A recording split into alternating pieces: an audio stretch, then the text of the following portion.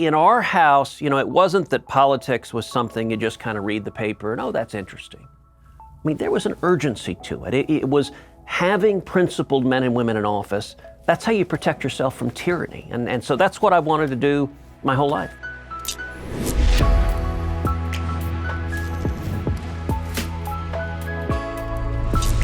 Hey, and welcome. This is the Ben Shapiro Show Sunday Special. We're joined by Senator Ted Cruz. We'll get to that in just a second. But first, you know what I hate? I hate when people take my data and then use it to make money off of me. It's my data. Why are you just taking it and making money off of me? Instead, you should join Big Token. It is an app that you download. You share data about yourself, your interests and habits, and then you get paid for it. Right now, you share an enormous amount of info with tech companies that make money off of it. You should too. That's where Big Token comes in. Here's how it works. First, download the app and sign up for a free Big Token account. Next, complete actions to earn points. Actions include answering surveys, checking into locations, connecting your social accounts, and more. Then you can redeem your points for rewards like cash, gift cards, or you can donate your earnings to charity if you're a good person. You choose what data you share with Big Token, and then you get paid for it. You can also get more points for referring friends and family. Your data is always secure in Big Token.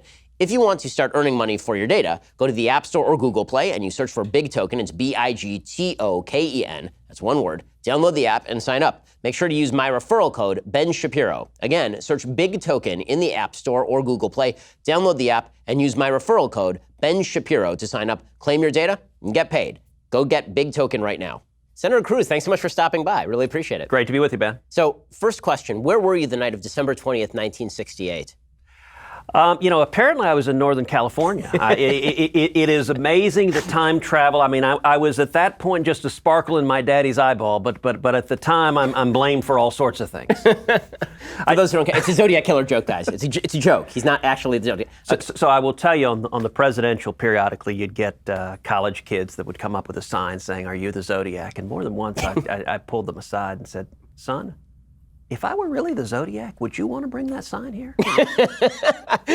So let's start from the premise that you're not the Zodiac Killer, and let's talk about how you got into politics in the first place. So a lot of people kind of know you from the last 7-8 years since you've been in the Senate, but not everybody knows kind of your origin story of the superhero Ted Cruz. So Senator Cruz, where did you get started in politics? Well, look, I was a science student and I was bitten by a radioactive spider, and the rest of it is history. Grew up in Texas, and for me, politics is my family story. I mean, look, all of us are products of our family story. And my dad, as you know, my dad fought in the Cuban Revolution. I mean, when he was a kid, when he was a teenager, he was fighting alongside Fidel Castro, fighting against Batista, who was a corrupt dictator, and was thrown in prison and he was tortured. And my dad came to Texas when he was just 18, and I grew up as a kid hearing stories about being a freedom fighter. And it actually works out. My father fought with Castro, didn't know Castro was a communist. Anytime I really want to yank my father's chain, I'll call him a communist guerrilla, and it drives him nuts. What he knew was that Batista was corrupt. He was in bed with the mob. Godfather 2, that was what it was. It was a completely corrupt dictatorship.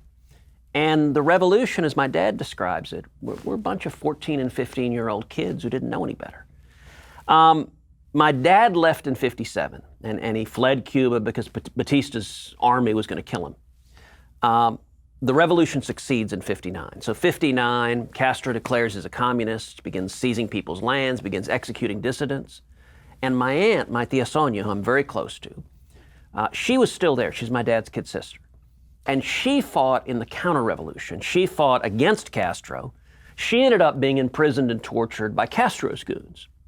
And then she ultimately fled Cuba too, came to Texas. And so my cousin Bibi and I, Bibi is Sonia's daughter, the two of us as kids, we literally grew up sitting at the feet of my dad and my aunt and listening to them tell stories of fighting for freedom. And that's what I've wanted to do my whole life for as long as I can remember, since I was a little kid, is in our house, it wasn't that politics was something you just kind of read the paper and, oh, that's interesting. I mean, there was an urgency to it. It was having principled men and women in office. That's how you protect yourself from tyranny. And so that's what I wanted to do my whole life. So you ended up going to law school and then being a lawyer for a while. So you kind of moved out of the law. Did you ever want to stay in the legal profession, go into the judiciary, for example? I enjoyed being a lawyer. I had a fair amount of success at it, and I liked it. A lot of my practice was arguing in front of the U.S. Supreme Court. And I have to admit, of law practice, that's probably the piece I miss the most. The Supreme Court it's a unique place, and it is stunningly fast. I mean, one of the wild things about the Supreme Court, if you go and visit the courtroom, and you know how it is, you are surprisingly close to the justices. If you're standing at the podium as counsel, you can almost reach out and shake hands with the Chief Justice. The Chief Justice is probably 2 feet further away from the counsel than you are right now. And you have 9 of the most brilliant lawyers and judges on the planet. And an argument at the Supreme Court, it's not you standing up there giving grand oratory. It is rather you stand up and say, Mr. Chief Justice, and may it please the court. And almost immediately the justices are firing in question, just coming at you from every direction. That was a ton of fun. That's something I miss. But that being said, I'm very glad to be where I am, which is in the arena of the Senate and fighting for issues and principles that matter. So how did you get into elective politics? You make the move from the legal profession, you decide to run. I believe your first run was against David Dewhurst. It was, and so Senate was the first office I was ever elected to, first office. I joke, when I was elected to Senate in 2012, the last thing I'd been elected to before that was student council. But that's really the truth. I mean, I had been the Solicitor General of Texas, which is an appointed position. It's the chief lawyer for the state in front of the U.S. Supreme Court. And I had done that, and then I was a lawyer in private practice. But when I started running for Senate, the prohibitive front runner was the sitting lieutenant governor of the state, who was worth $200 million, who had universal name ID, who had, every lobbyist, every special interest, everybody was with him. And when I started, I was literally at 2%. I've joked before, the margin of error was 3%. But that's actually not a joke. We did a poll at the outset of the campaign to see where things were, and those were the first results, was 2% support below the margin of error. And in that campaign, we ran a grassroots campaign. We just worked around the clock, traveled the state. We going to forums, going to Tea Party groups, going to Republican women groups, and the coalition that came together, it was an incredible coalition. It was young people, it was Hispanics, it was police officers and firefighters, it was working men and women. And it ended up being a grassroots tsunami where we went from 2% to winning the primary by 14 points, winning the general by 16 points. And it really was a breathtaking example of what the grassroots can do when they're energized and engaged and active. Well, you came in as kind of the leading edge of the Tea Party wave, and obviously at the time there was a lot of talk about Obamacare, a case in which you became incredibly active. What do you think has sort of happened to the Tea Party? There's been a lot of critiques of what happened to the Tea Party, because obviously it was primarily driven by small government concerns. Republicans have been in charge of Congress ever since, or at least in charge of the Senate virtually ever since. And yet the government is not getting smaller, it continues to grow. What do you think happened to the Tea Party?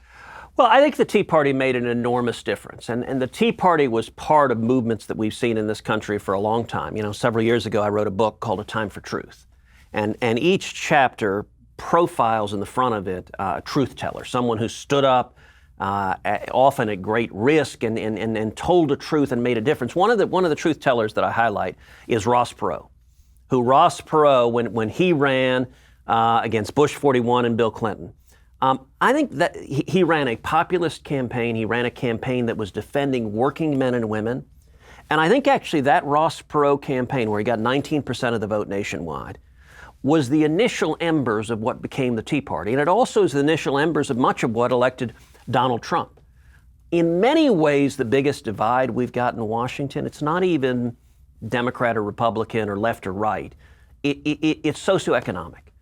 A divide between working class men and women in this country and the elites in Washington in both parties. And I think for a long time there was a disconnect. The Tea Party was an expression of that, of working men and women who were fed up with economic stagnation, fed up with lack of opportunity, fed up with both parties embracing unchecked illegal immigration and looking for real opportunity.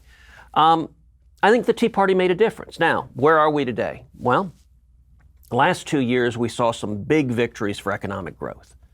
We saw the biggest tax cut in a generation. We saw job-killing regulations repealed, and we're seeing booming job growth. We've got the lowest unemployment in over 50 years. That has benefited working class men and women. We're seeing manufacturing jobs coming back to America for the first time in a long, long time. That's a victory of the Tea Party. If you look at Donald Trump's election, listen, Donald Trump's election was in many ways a giant screw you to Washington.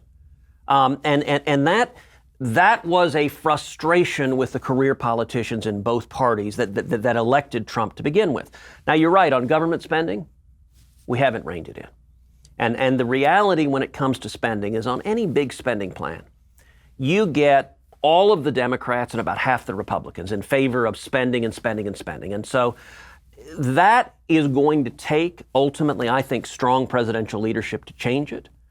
But I do think where we are seeing progress, even though we're not restraining spending, we are seeing progress on the economic growth side. That the tax cuts and reg reform is a big, big part of solving the problem. And then I think beyond that, we need structural solutions. We need things like term limits. I'm a passionate advocate for term limits because it structurally changes how Washington works. And let's talk about term limits for a second, because I know that this has become a big talking point on the right. I'm personally pretty ambivalent about term limits, just in the sense that, to me, the final repository of power is in the people. If they feel like electing a congressperson 11 times, I suppose that's their right. I would prefer they not. But do you think that, why do you think that restriction is necessary, as opposed to simply saying to the people, vote somebody out? I mean, you took out a guy who is much more favored in your Senate race. So look, I understand that sentiment, and there are times even when I've been pretty amenable to it. I don't think it recognizes the reality of the political process today. Number one, there are massive advantages with incumbency. Incumbency in terms of free media, in terms of money, in terms of infrastructure. It's incredibly difficult to defeat an incumbent. But number two, it was interesting. I used to be a supporter of term limits until I got in the Senate, and now I'm 1,000 times more a supporter of term limits. Because what I've seen, the dominant instinct, Ben, in the Senate, and it's true in the House also, is risk aversion. There's an old joke that politics is Hollywood for ugly people. There's enormous truth to that. You've got old, fat, bald guys who were the unpopular kids in high school who suddenly get elected to Congress, and they go to a cocktail party, and they're handsome, and they're witty, and they're wise. They tell a joke, and everyone laughs, and it becomes like a narcotic. And what happens is incumbent members of Congress, their dominant focus is, I must get reelected, no matter what. And so on any big issue, on any big choice, if there's a serious solution, the reasoning often is, you know what? If we do that, that entails risk. And if there's risk, I might not get reelected. And if I don't get reelected, who am I?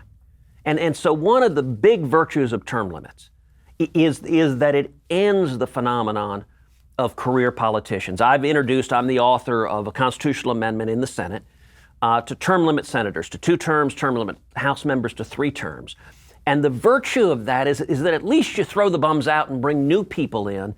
And I think you're more likely to have, I hope, a Congress that is responsive to the people because the elected officials are not just obsessed with staying there for life. So I want to go back to the Tea Party question for just 1 second, because the fact is that if you look at the left's perspective on the Tea Party, the way that the left describes the Tea Party is it was effectively a racist movement that disguised itself as a small government movement. And the proof of that is that once the Republicans took power, there was no move toward small government at all. There was just a move toward all the other stuff, the tax cuts and maybe some regulatory reform. So what happened to the priorities? Was it really just an anti-Obama movement, or was it a principled movement about the growth of government?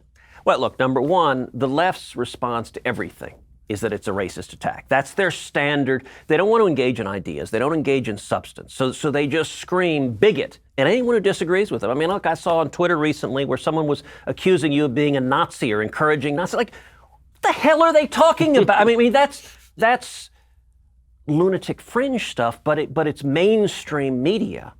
So you had the Tea Party. If you have a gathering, a rally of tens of thousands of people, you know what? In any gathering of tens of thousands of people, you can find 1 or 2 with tinfoil hats who are nuts. And if you go with a TV camera and look, you're going to find someone who thinks that, and that's who the media focused on. They'd go and find 1 or 2 people who are on sort of the outer fringe and say, this is the whole Tea Party. I can tell you who Tea Party activists were. They were regular people. They were working class men and women. They weren't the people who had lobbyists. They were the people who, T stood for taxed enough already. It was a movement that was focused primarily on taxes, on spending, on debt, and on economic growth. I do think we've moved away from some of the corruption of Washington, from some of the swamp. And I think the Trump administration has been positive in that regard. It's still the case that government keeps growing and growing. But, look, one of the things the media never covers, we passed a major tax cut in December of 2017. Federal tax revenues since that tax cut have gone up. In other words, the federal government is taking more money in, more revenues in with lower tax rates. Now that doesn't surprise you and it doesn't surprise me, in part because we know something about history. If you look back, JFK campaigned on cutting taxes. He cut taxes in office and federal tax revenues went up. Ronald Reagan campaigned on cutting taxes. He cut taxes in office and federal revenues went up. Now the reason that the deficit and the debt keeps growing is that spending is growing even beyond that. But I do think the first piece of it, the economic growth, is important. And I'm going to continue fighting for both pieces of it. So in 1 second, I want to ask you about the possibilities of some form of entitlement reform, because Republicans talk a lot about it and then seem not to do much about it. Yep. But first, there's a widely held belief that procrastination is a bad thing. But life isn't so black and white. Sometimes procrastination can work in your favor. For example, if you need life insurance but you've been putting it off, congratulations. You actually procrastinated yourself into technology that makes it easy. Policy Genius is the easy way to shop for insurance online. In just 2 minutes, you can compare quotes from top insurers and find your best price. Once you apply, the Policy Genius team will handle all the paperwork and the red tape. No sales pressure, no hidden fees, just financial protection and peace of mind. And Policy Genius doesn't just make life insurance easy. They also help you find the right home insurance, auto insurance, disability insurance. So, if you need life insurance, but you've been busy doing literally anything else, check out Policy Genius. It's the easy way to compare all the top insurers and find the best value for you. PolicyGenius.com. Nobody wants to shop for life insurance. That's why Policy Genius made it easy. Also, just go be an adult. You're an adult. That means you got to take care of your family, make sure that they're taken care of in case, God forbid, something should happen to you. Policy Genius makes it super easy. It's not going to take you a ton of time, and you take care of your family. What's better than that? Go check them out right now at PolicyGenius.com and never think about life insurance again once you get it taken care of. PolicyGenius.com. Alrighty, so let's talk about entitlement reform. So Republicans are constantly talking about we need to reform entitlements. 66% of our spending is Medicare, Medicaid, Social Security. Everybody knows this stuff. Everybody knows that we're going to bankrupt ourselves within the next 15 years if we do nothing about it. And yet it seems like there's very little taste for this, including at the presidential level. President Trump said in 2016 he has no interest in touching entitlements. Do you basically see this as just a train that we are going to drive into Eastwood Gulch? I mean, is that where we are going, or is there a possibility of change? Look, I think to see real entitlement reform, we're going to have to see leadership from the top. And you're right, Donald Trump didn't campaign on entitlement reform, and he doesn't seem focused on leading in this regard. Without that, it's not going to happen. I think ultimately it's critical to the solution. I mean, 2/3 of the federal spending are entitlement programs, are mandatory spending that grow. We could eliminate everything else, and that still doesn't solve the problem. Of course, we're not going to eliminate everything else. I will say also, I think it's possible to engage proactively on entitlement reform. So, for example, for a lot of years, let's take Social Security. Social Security was treated as the third rail of politics. You touch it, you get electrocuted. Well, I can tell you in 2012, when I got elected to the Senate the first time, I campaigned on it. In 2018, I campaigned on it. And I think what politicians in Washington are doing right now is irresponsible, both parties, because they're allowing Social Security to careen towards insolvency. And I think it is a critical bulwark that millions of Americans rely on. So how do we reform it? 4 specific principles. Number 1, seniors, those on Social Security or near retirement, no changes at all. Nothing, zero, not a penny. We've made promises. People have counted on it. They've ordered their financial affairs. We need to honor those promises.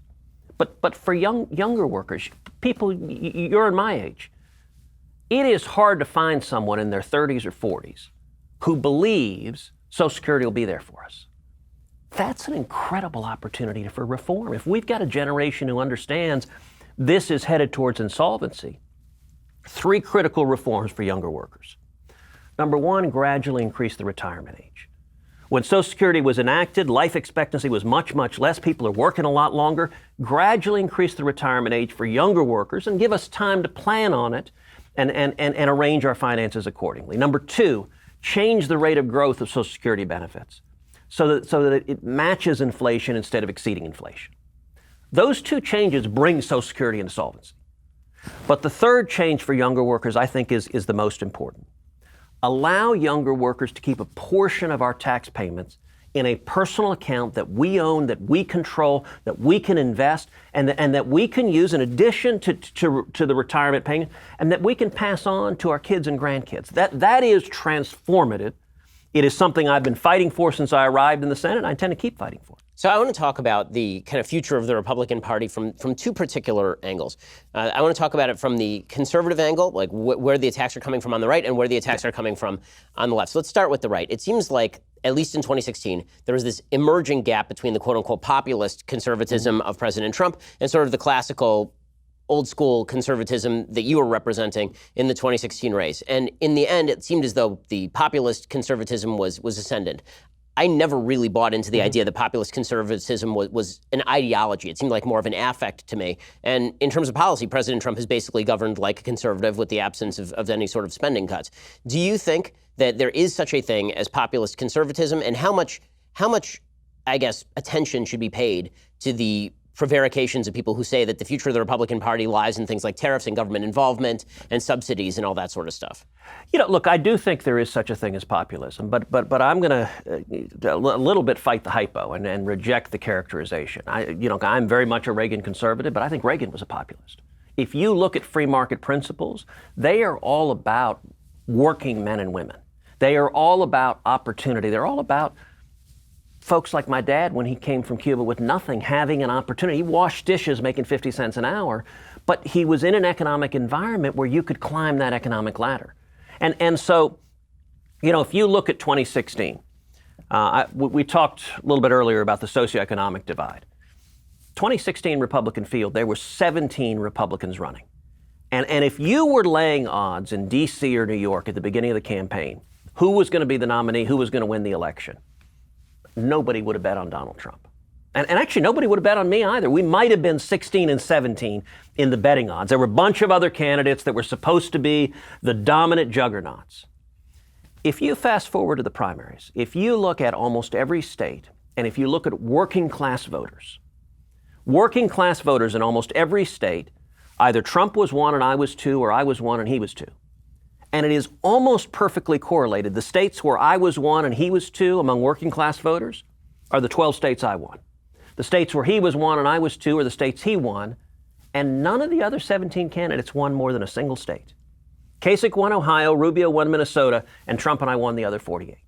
Now that utterly upended Washington conventional wisdom, but the reason that happened, I believe, is because Washington politicians, both Democrats and Republicans, were not responding to the Ohio steelworkers, to the truck drivers, to the waitresses, to the cops and firefighters, to the men and women with calluses on their hands. So when I hear populism, that's what I think about, is who are you fighting for? And look, big government and socialism, the Democrats fight for the elites, for the special interest. Under Obama, the rich got richer. Big government and big business do great together because big business gets in bed with big government. My view, listen, I'm very skeptical of big business. I'm interested in small businesses. I'm interested in the next generation of creative destruction and entrepreneurs. And so I think breaking the corporatist cronyism of Washington was a very important issue in 2016. And those same working class voters, by the way, that decided the 2016 primary are also the voters who won the general election, who gave Trump the victory over Hillary Clinton. So I think in that regard, now that doesn't mean, as the media pundits want to say, that you suddenly have a whole dramatically new agenda. If you look at what Trump has actually enacted, and I've worked very closely with the president on this, tax cuts, repealing job-killing regulations, securing the border, rebuilding the military, those are conservative values, but they respond to the working men and women in this country. So the sort of left-wing critique of republicanism is that if you look at let's say the 2016 primaries, where you're finishing high and Trump is finishing high, and you look at your economic theories are very dissimilar. You went into Iowa, and what I thought was an incredibly brave move, you said no more subsidies for ethanol, which in Iowa is basically political suicide, and then you proceeded to win Iowa, whereas President Trump went in there and basically said, look at Senator Cruz, he's the one out there saying that, or Lion Ted as he put it, and he's the one out there saying that, you know, he's going to take away your subsidies. So in other words, you guys were sort of at odds on economics, so putting in the same basket economically, the critique of the media and the left would say is not supremely accurate. What they would say is that this is a culture war issue, that basically there are a lot of people in the middle of the country who are sick of being disrespected at the by the media elites on both coasts who had treated them as the great unwashed masses, and that you were giving them respect and President Trump was giving them respect. That's the nice way of putting it from the left. The bad way of putting it from the left is obviously that all these unwashed masses are in fact unwashed masses, and that you unified them because there was a covert racism to your campaign or to President Trump's campaign. That gets back to what we were saying earlier. But it does raise a question, which is, how can the Republican Party reach out beyond its sort of traditional constituency? Right. I know there's a lot of talk about this leading up to 2016. Obviously, you're Hispanic. Senator Rubio is Hispanic. There was a lot of talk about this kind of the new faces of the Republican Party. And then the guy who wins the presidency is a 70-year-old white guy from New York. And so there was a lot who was making some appeals that were certainly, you know, controversial to say the least. What do you make of that critique, and how does the Republican Party move into new audiences? Well, I think first of all, I remember down in South Carolina, right before the South Carolina primary, I was doing a media gaggle, and one reporter said, what do you do about the fact that the Republican Party are a bunch of old white guys? And I just started laughing at him. I said, excuse me, have you looked at the field? We have an African-American, world-famous physician. We have Carly Fiorina, a Fortune 50 CEO. We have two sons of Cuban immigrants, both in their early to mid-40s. Compare that to the Democratic Party. It's like that 70s shows. You had a bunch of septuagenarians battling it out. And by the way, fast forward to today, it seems now they're octogenarians. By the way, if all of these folks can run, one word I'll say to our Democratic friends, Jimmy Carter is still alive, and he only served one term. I mean, if they're going for yesteryear, I think they need to recruit Jimmy Carter out of. Look, the Democratic Party is a throwback to old and failed ideas, and they're galloping that way. Now, one of the challenges we have is one of the great virtues of the age of Trump is fake news has been exposed. You remember a few years ago, people used to argue, the media isn't biased. Nobody argues that anymore. I mean, they're so plainly unhinged. You watch these reporters foaming at the mouth. You watch these networks that they hate Trump so much. Now, listen, you and I both had our disagreements with Donald Trump. But you look at just the naked, irrational hatred of the media left directed at Trump, and that is revealing of who they are. Now, the challenge is, and this is a challenge for you and for me and for everyone, is to get folks that are not living and breathing this every day, get young people and Hispanics and African Americans and suburban moms to understand and focus on the substance and the issues. These policies matter. Listen, if you're a young person, it matters when you come out of school, whether you have booming economic growth and lots of job opportunities, or whether you move into your parents' basement because the economy is so stagnant as it was under the Obama years that you can't get a job. But we've got to communicate it. We've got to get it around the media filters that don't want anyone to hear that truth. So what sort of message do you purvey there? So one of the things that's been fascinating to me, I'm from California. The Republican Party has been eviscerated among Hispanic voters in California. Yep. That is not what has happened in Texas. In Texas, what is it, a 55-45 or 60-40 split in favor of Democrats? But it's certainly competitive with Republicans. Here it's something like 80-20 in favor of Democrats, if that, it may be higher. So what has been done in Texas? What have you done in your races to help draw Hispanic voters? So look, in Texas in 2012, I got 40% of the Hispanic vote. In 2018, I got 42% of the Hispanic vote. And that is despite the media demagoguing like crazy. And listen, I think the Hispanic community is a fundamentally conservative community. If you look at the values in our community that resonate, faith, family, patriotism, hard work. A friend of mine years ago asked an interesting question. He said, when's the last time you saw an Hispanic panhandler? I'm going to tell you, I don't think I ever have. Because frankly, in Hispanic culture, it would be seen as shameful to be out there on the streets begging. And yet, You look at hard work, individual responsibility, and those are conservative values. And you also look at what unifies the Hispanic community, which is the immigrant experience, coming to America seeking freedom. That is a message that resonates. But I'll tell you, I had the exact same message in the Rio Grande Valley in overwhelmingly Hispanic communities that I had in deep East Texas. And the message of jobs and freedom and security, that's a message that resonates. Now, listen, California is a special place. I'll tell you, it's interesting. When I'm out in California, I'll get together with conservatives, with Republicans, and it's almost like conservatives in California are beaten down. I'll tell you a point, though, that a lot of people don't know. Do you know what state has the most Republicans? By numbers, we do. I mean, it's a state very of California. popular state, yeah. There are more Republicans in California than there are in Texas. Every California Republican I tell that to is shocked and amazed. Now, there are even more Democrats. I'm not saying that conservatives are not outnumbered here. But a lot of the California conservatives and Republicans are just beaten down. They don't believe that they can change the state politics. But look, I think the Hispanic community is a conservative community, but we've got to respond to the needs and interests and values in the Hispanic community. If you look right now, today, we have the lowest Hispanic unemployment ever recorded. We've also got the lowest African American unemployment ever recorded.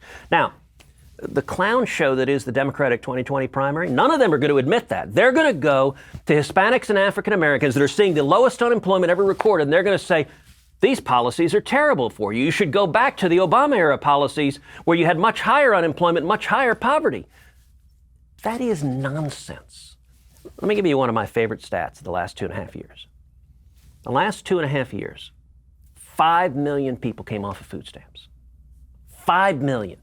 And look, as Republicans, we've got to be able to articulate that and explain it in a way that that's not just a number on a pie chart. Those are 5 million real human beings. Those are moms and dads who 2.5 years ago, they were dependent on the federal government for their basic food needs, who now, presumably, they've gotten a job. They're coming home tonight. They're carrying a bag of groceries. They're setting it down on the kitchen table. And those moms and dads are looking their kids in the eyes. They're having the dignity of work, the self-respect of work. That is what the American dream is all about, being able to provide for your family, achieve your dreams. But we've got to communicate and tell you, in the Hispanic community, that is a powerful message. Hispanics don't want to be dependent on government. And what the socialists, what the Democrats say is they want them to be dependent on government. They want them to be a vassal dependent state, vote for Democrats, and be trapped in dependencies. What I know Hispanics want is the independence to chase their dreams. That is a conservative message. So you were somehow able to defeat the second coming himself, the greatest candidate in the history of American politics, Beto ORourke, who skateboarded in from the heavens. Well, apparently not smoking a doobie, which was shocking to me, but and then you defeated him and relegated him to eating dirt. And then he actually did this. He went to New Mexico and he ate ceremonial dirt. And then he decided to run for president. Apparently the dirt didn't do him any good because the media have fallen out of love with Beto. So to me, this is a media story. They created him from nothing, and now they have sent him back to the dust from whence he came. But what is your take on how that race went and how much of that was just media hype? Well, listen, I think he is a talented politician. I also think that the heart of his base was the media, who were just enthralled with him. There was, I think, a macro in every story. If you're writing a Beto profile, it automatically populated with the adjective Kennedy-esque. In fact, I think your editor wouldn't publish it without Kennedy-esque. They'd talk about his hair and his teeth and his smile, and it was just, it actually read like Teen Vogue. I mean, it was talking about the latest heartthrob. And look, it ain't complicated. If you're a leftist journalist and you could beat one Republican in the country who was on the ballot in 2018, it'd be me. You and I are not supposed to exist. You're an Orthodox Jew who is not a hard leftist. That from their perspective, how dare you embrace a different view? I'm an Hispanic son of an immigrant who believes in freedom and believes in conservative values. That drives the left out of their mind. And so you saw the media just rush in with this glowing adulation. Now, You can trace the point that changed, and it was the day after the general election when suddenly Beto is not running against me, but is running against a bunch of other leftists, is running against Bernie Sanders, is running against Kamala Harris, and the media turned.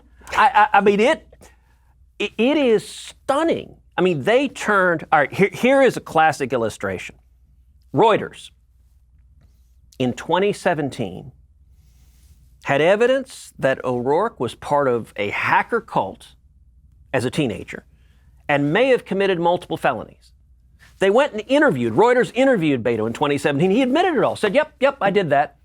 And Reuters said, I'll tell you what, we will embargo this. We won't publish it for a year and a half. We won't publish it until after the November 2018 election because, you know, everyone knows we got to do everything we can to beat Cruz. After that, we'll publish it. So they came out now. You know the sort of weird fan fiction he wrote as a kid, the bizarre stuff like fantasizing running over children? All of that came from Reuters' reporting that they just sat on. They put on ice for a year and a half until after the election. Now, what do you think of the odds, Ben? If they had evidence that I'd committed multiple felonies, that they'd say, gosh, we'll just sit on it for a year and a half and not publish it? This is, in fact, the best proof that you're not the Zodiac killer, because if you were, there is no question they would have uncovered this and brought it out against you. True enough. Okay, so let's talk for a second about sort of your image as portrayed by the media over the course of your career. So you start off, you win this stunning victory against David Dewhurst. I remember I was there. I remember you coming from nowhere to win this victory against a very heavily favored opponent. And then you start kind of climbing the ranks in the sense that you were getting all sorts of media attention. You're giving speeches on the Senate floor. And then came the point where it seemed like the world turned against you, and that was when you decided to filibuster the Obamacare vote, where you got up and you started talking about how the Republican majority leader had failed to stop Obamacare properly. What was your motivation for doing that? I know that the take from cynical politicos was that it wasn't going to be effective, so it was basically you just grandstanding. And then there was the take from other conservatives who were basically saying, no, somebody has to stand up and do this or it's going to get funded and it's never going to go away. Why did you do that? Look, I did it for two reasons. Number one, Obamacare was going into effect. And once it went into effect, it was going to prove incredibly difficult to unwind.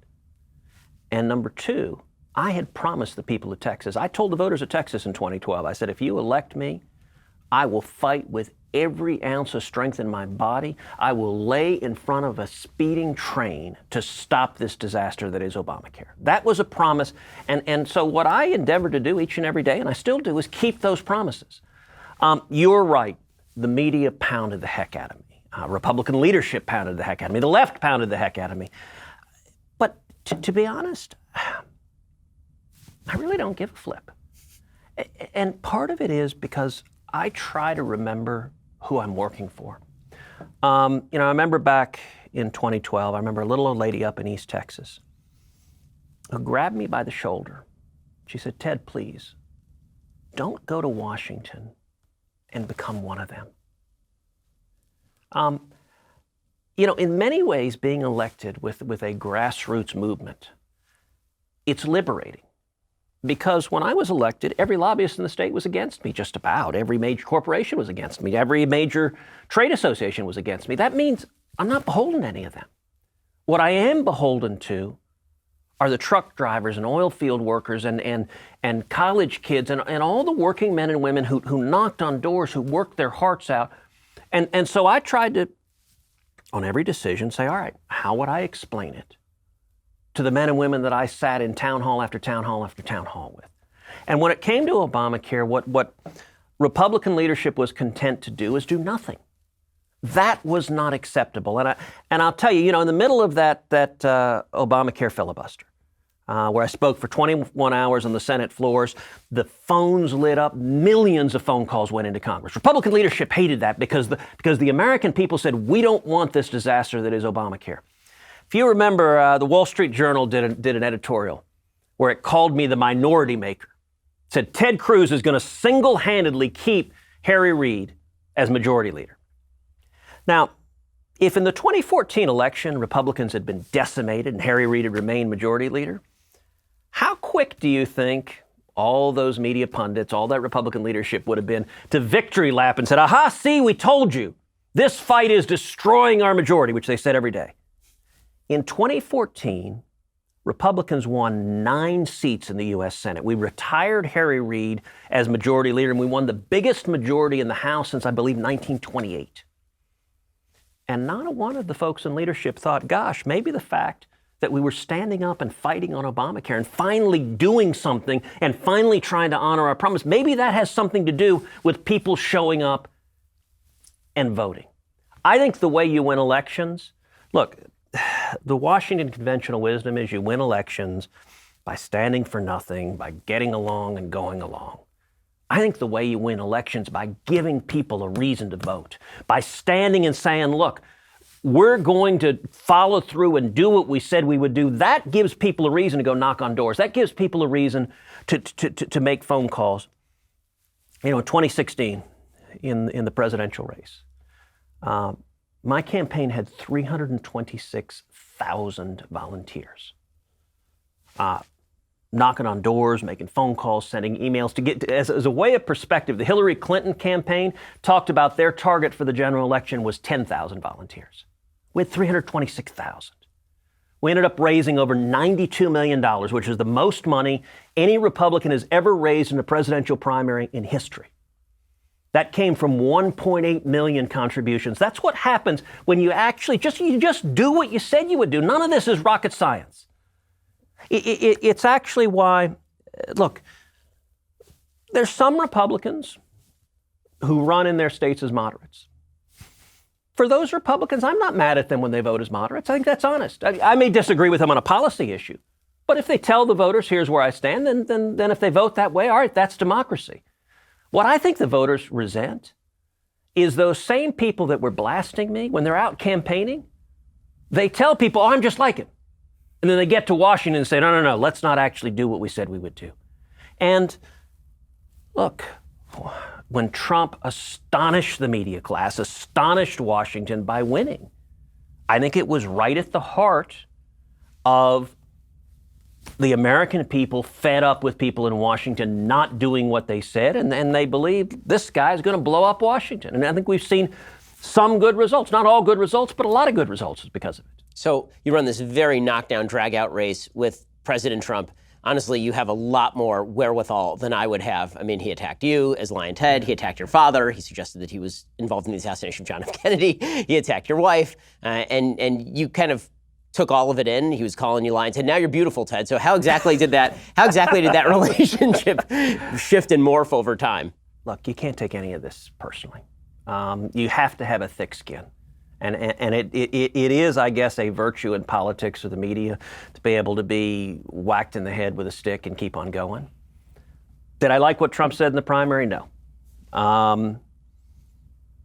That being said, he's not the first person to have thrown insults to me. He's not the last person. That's the environment we live in. Now, I try not to respond in kind. You don't see me vilifying and insulting the character of others, whether Republicans or Democrats. I'll engage with them on ideas. I'll talk to you about why Bernie Sanders' ideas are terrible, but I don't play that way. When it came November 2016, when Trump won, I faced a choice at that time. It would have been easy to have my feelings hurt. Look, it is very difficult to find something that will piss me off more than going after my family. So I was not happy about that. But I had a job to do. I'm elected to represent 28 million Texans. And if I had taken my marbles and gone home, I wouldn't be doing my job. And so, look, I got on a plane, I flew to New York, went to Trump Tower the week after the election in November. And I said, Mr. President, this is an historic opportunity. We've got both houses of Congress and the White House. We've got to deliver on our promises. And I told him that. I said, Mr. President, I want to do everything humanly possible to help bring Republicans together so we can do what we said we would do. That, at the end of the day, that's why I ran for Senate. I believe this stuff. I believe in low taxes, low regulation. I believe in liberty. I believe in the Constitution. These principles work. And if we had wasted that window of opportunity, it would have been a tragic missed opportunity that might never come again. By the way, if you're given control of both houses of Congress and the White House and you blow it and do nothing, nobody would fault the voters for saying, why vote for these clowns? They don't do anything. We, at least in the 2 years we had it, we delivered a great deal. I wish we had delivered more, and I was pressing very hard to deliver more. But I'm really grateful for everything we did deliver. And so that's why I work with the president. I don't like everything he says. I wish he would say some different things and do some different things. But I do like the policy victories that we've won for the people of Texas and the American people. And the booming economy and the improved national security that we're seeing are both direct results of that. So I don't want to turn you into political pundit, but I would be remiss because I've been asking everybody this, and I think everybody's asking this. How do you think that the 2020 race goes? Because, from my perspective, the president's got a very good record. He's got a lot to run on. At the same time, he says things that alienate vast swaths of the American population. Where do you think this is going in 2020? Listen, I'm worried about in 2020. I think it's 50-50. I think it's a coin flip. I think the country is deeply divided. It is an incredibly polarized country. And I think it all comes down to turnout. I think the left is going to show up in massive numbers. And it all comes down to who shows up on the center right. If conservatives stay home, if working class voters stay home, we could see devastating losses. We could see losing the White House and losing the Senate with massive harm to the country as a result. On the other hand, if we turn people out, we could have a great victory. We could retake the House and hold the White House and have the president reelected. I actually think a very good crystal ball for 2020 is what happened in 2018, and in particular in Texas in 2018. So if you look at the Texas Senate race where the media was all in, Beto ORourke raised over $80 million. He outspent us 3-1. Now, some people say, it's interesting, I hear sometimes, oh, come on, money doesn't matter in politics. Really? You typically hear that from people who never run for office, because money is the tool by which you communicate, particularly when the media is all in on the other side. Let me give you one example of how money matters in politics. My campaign in 2018 had 18 full-time campaign staffers. Beto ORourke's campaign had 805. 18 to 805. Try any other battle with that kind of mismatch in terms of resources. And what ended up happening, the Democrats increased their turnout in the state of Texas more than 100%. 1.8 million Democrats showed up in 2014, the last off-cycle election. 1.8 million. This time around, 4 million Democrats showed up. They increased from 1.8 million to 4 million. Now, thankfully, what we did is we turned out 4.2 million Republicans, and that 0.2 was the entire margin of victory. Now, how did we do that? Part of it was, at the end, I did a barnstorming tour of the state, got in a bus, and we did 50 town halls and rallies in the last 6 weeks all over the state, and rang the bell and said to any common sense conservatives in Texas, if you want to see low taxes, low regulations, lots of jobs, if you want the border secure, if you want the Constitution and the Bill of Rights protected, show up and vote. I think that's exactly what we're going to see in 2020. Every leftist in the country is going to show up, and they're going to crawl over broken glass. They hate Donald Trump with a white-hot passion. You're going to see Democrats in areas you didn't know there were any Democrats. They're going to crawl out of the woodworks, which means we've got to give everyone else a reason to show up and vote. And this is where the D.C. instincts are so dangerous. Because if the D.C. Republicans say, oh, it's a close election, let's stand for nothing, let's just let's not do anything, let's not have any fights, let's avoid standing for anything, that's how you depress the voters, and that's how you lose the election. The way instead we win 2020 is we give people a reason to vote. We stand for big, bold, Reagan used to say, paint in bold colors, not pale pastels. I think that's the key to winning the election. So let's talk about Texas. Arizona, another state where we are seeing movement toward the purple. In Texas, obviously, that's been at the top of Democrats' list. The reason that you were target number one is because they saw that as an indicator that they could finally turn this kind of deep red state blue. Do you think that Texas is moving in the direction of the blue? It looks right now like a lot of folks are moving into Austin, a lot of folks moving into urban areas that are much more to the left. The voting records tend to show more Democratic turnout. Is Texas in danger of turning purple? Absolutely. I think Texas is a battleground. And, there are a lot of different movements going on, but two broad political movements that are cross-cutting. One thing we're seeing in recent years is working class voters are moving right. That's making states like Midwestern states trend more Republican. What we're also seeing, however, is suburban voters, and in particular suburban women, are trending left.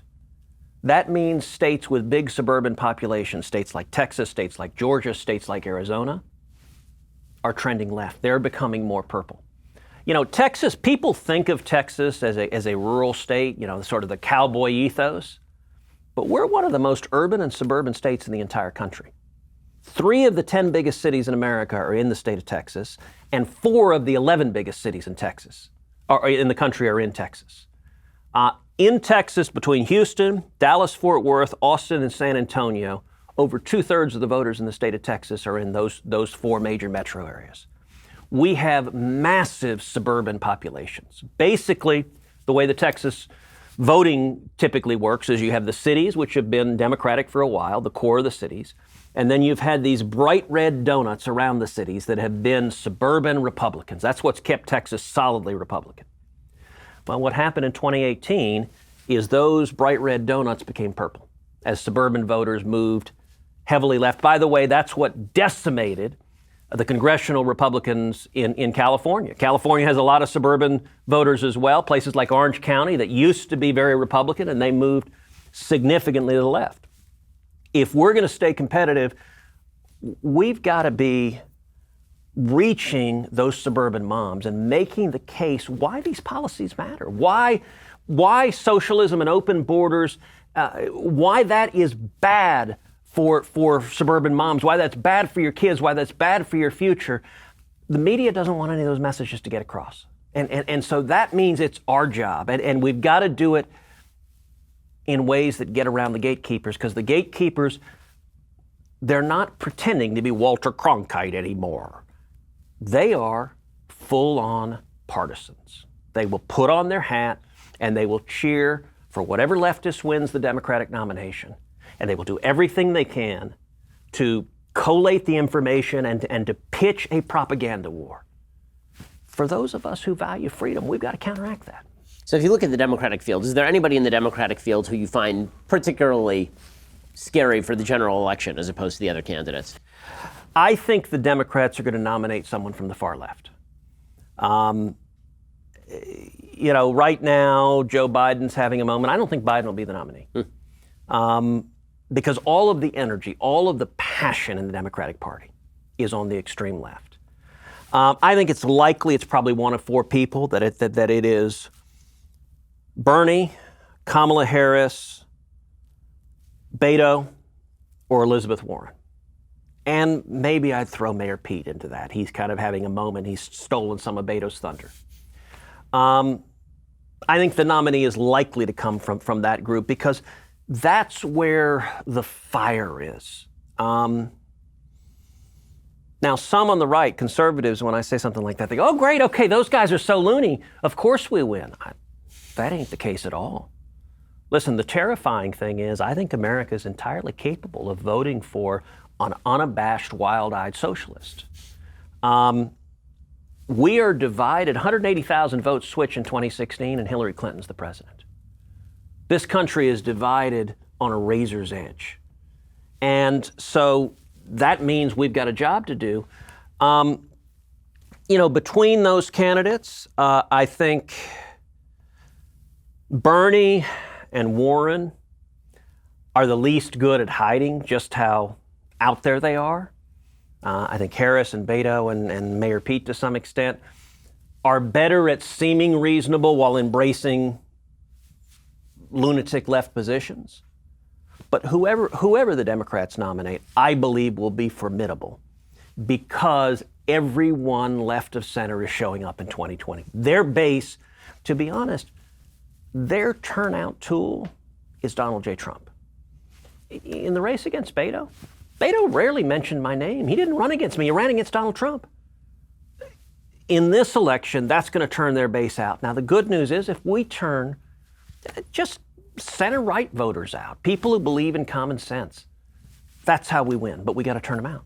So I want to ask you about sort of the checks and balances in the system. So one of the critiques of the Republican Senate particularly, and the Republican Congress more generally, when the Republicans held the House, was that they were delegating too much authority to the executive branch. I felt for a very long time that the legislature is becoming a vestigial organ of American government. Everything is being done by bureaucracies, and that the Senate and the Congress are deeply unwilling to take back any of the statutorily and constitutionally granted powers they were granted. To take an example, when it comes to trade authority, the idea of delegating one-way trade authority to the executive branch and then not being able to pull it back, or when it comes to the making of war, not pulling back any of that authority. What do you think about the possibility of Congress at any point in the future starting to take back some of that power? Look, I hope we do. I'm a big believer in revitalizing Article 1, having Congress take the responsibility to be accountable to the people again. There's strong structural incentives that Congress doesn't want to do it. It's much easier to kick the responsibility over to the unelected regulators. You know, last year in 2018, I made a very hard pitch to Republican leadership. I made a very hard pitch to the White House that we should take up another budget reconciliation. Now, you recall budget reconciliation is the procedural tool that we used in 2017 to pass the tax cut. The only thing that's relevant for this discussion is that budget reconciliation can't be filibustered. It only takes 50 votes to pass, so the Democrats can't stop it. And I urge we should take up a budget reconciliation in 2018, win some more victories, and there are 4 things in particular that I said we should do. Number 1, we should build a wall. Fully fund it. We could have done it with only Republican votes. The Democrats could not have stopped us. Number 2, we should have made the individual tax cuts and the small business tax cuts permanent. Both of those are set to sunset. We could have made them permanent forever. Number 3, we should have passed what I call the Obamacare consensus reforms. In the Senate, last year, we didn't have 50 votes for a total repeal. Tragically, I fought hard for that. But we had 50 votes for a lot of the reforms that would have increased competition, increased choices, and lowered premiums for working men and women. That would have been a great victory. And then number 4, and this goes right to your question, is that I urge we should pass what's called the REINS Act. The REINS Act would be the most sweeping regulatory reform ever passed by Congress. It would say that no economic regulation can go into effect unless it receives an affirmative up-down vote from Congress if its impact on the economy would be $100 million or more. We could have done that with only Republicans. The Democrats would have screamed, they would have yelled, but they couldn't have stopped us. Now, I made that case. I did a long PowerPoint to all the Republican senators. I pitched it over and over and over again for the last 6 months of 18. I made that case directly to the president. I made that case to the vice president. I made that case to the chief of staff. At the end of the day, Republicans didn't do it. And frankly, the answer as to why was never very satisfying. It was just, no, it's too hard. It's not worth it. I don't understand why we had a golden opportunity. Yes, we've accomplished a lot. But if we had taken up those victories, it would have been truly transformational. And the only thing lacking was the understanding of how to do it and the willingness to actually stand and fight. You know, that's kind of an example of where I said the Washington instinct is, oh, we got an election, let's not take on anything consequential. What I urged the president and Republican leadership, I said, you know what, let's do this. Imagine if we had done this in October of last year. We're fully funding building a wall on the entire border. You've got Elizabeth Warren screaming on the Senate floor. You've got Bernie pulling his hair out. You got the media going crazy, and we have the votes and get it done. Imagine how many Americans show up to say, my God, these people actually made a promise and they did what they said. We might very well, I believe, have held the House, not made Nancy Pelosi Speaker, if we had taken up that fight and won that fight and gotten another victory. But unfortunately, the leadership wasn't willing to do that. What do you fear most? I mean, right now, there's the possibility, as you say, a 50-50 shot that President Trump loses the presidency. If that happens, then Democrats have at least a decent shot at taking the Senate. What is the proposal that you see from the Democrats that you fear the most right now that they're pushing? Look, to be honest, it's all of the above. If Democrats win the White House, there's a very good chance they win the Senate as well. If that happens, if they have control over both houses of Congress and the White House, I think their objective will be to try to make structural changes to make their rule perpetual. So what will that mean? That will mean a number of things. Number 1, all right, let's start economically. Tax cuts immediately repealed, but we're not going back to the status quo ante. I think they will jack up taxes dramatically, particularly if They get elected on the angry howl of socialism. Just think for a moment. You got Democrats talking about 70% tax rate or higher. I think you'll see those policies pass. By the way, I believe if Democrats take the White House and the Senate, they will end the filibuster within a month of taking office, which means the Republican minority won't be able to stop it. Just the Democrats together will be able to do it. On immigration, I think you will see a massive open borders proposal, all designed to ensure Democratic control. So the 12, 13, 14 million people here illegally, I think Democrats will grant every one of them amnesty and try to give them citizenship as quickly as possible because they believe that most of those people here illegally will vote Democratic. And that's designed to ensure their control. And just to underscore that, we're sitting here in California. California for a long time was the heart of the Republican Party. California had voted in 6 consecutive presidential elections Republican. California had given us Ronald Reagan and Richard Nixon. In 1987, Congress passed the last amnesty proposal. 3 million people here illegally granted amnesty.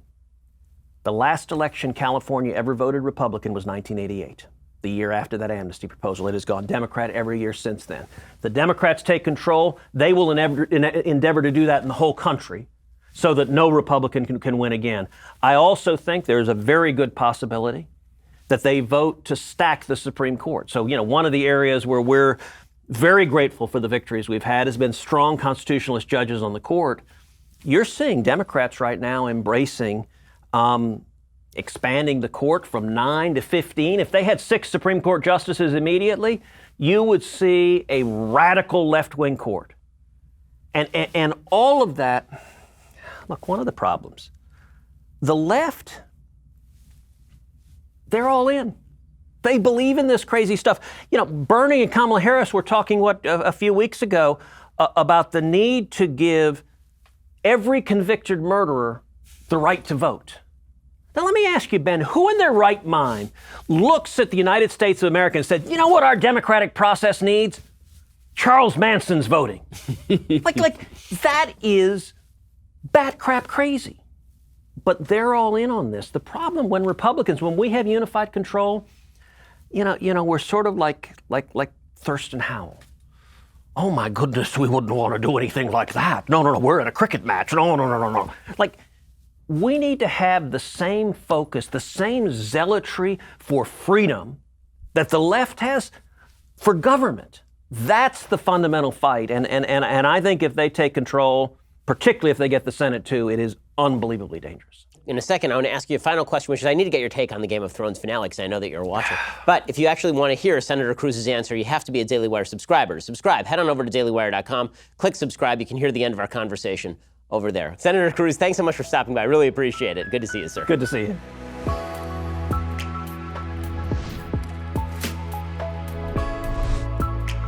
The Ben Shapiro Show's Sunday Special is produced by Jonathan Hay. Executive producer, Jeremy Boring. Associate producer, Mathis Glover. Edited by Donovan Fowler. Audio is mixed by Dylan Case. Hair and makeup is by Jesua Olvera. Title graphics by Cynthia Angulo. The Ben Shapiro Show Sunday Special is a Daily Wire production. Copyright Daily Wire 2019.